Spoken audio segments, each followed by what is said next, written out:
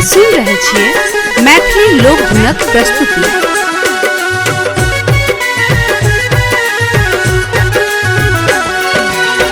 रात सपनमा जोगिया देखलौं बसहा बरद सवारियो जूट जटा छल छौर में भरल शोभत चान लीलारियो जूट जटा छल छौर में भरल शोभत चान लीलारियो।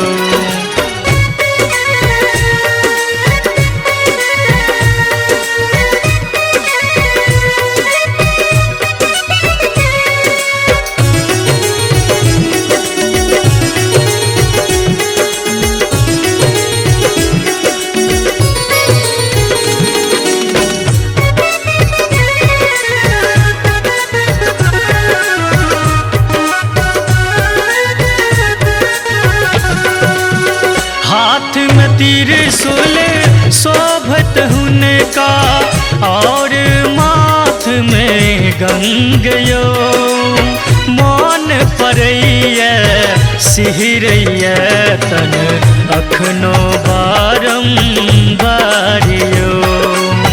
जूट जटा छल छौर में भरल शोभत चान लीलारियो।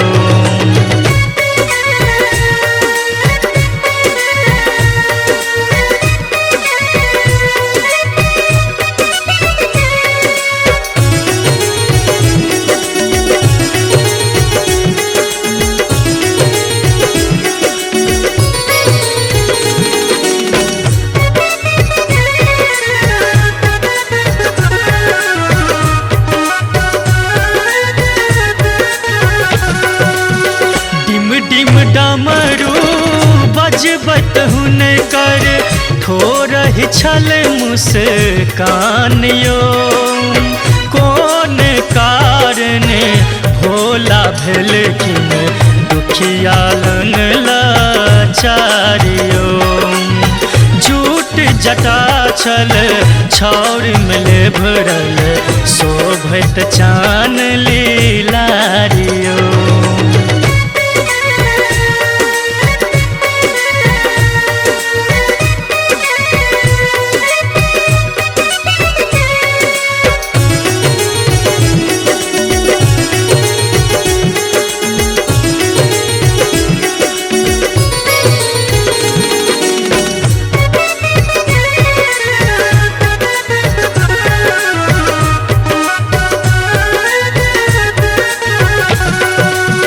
नटवर नागर करे भोला सबिनती हम दुखिया लाचारियो अहाँ भंडारी हम भिखारी दुखिया जग पारियो जूट जटा छल छौर में भरल शोभत चान लीलारियो।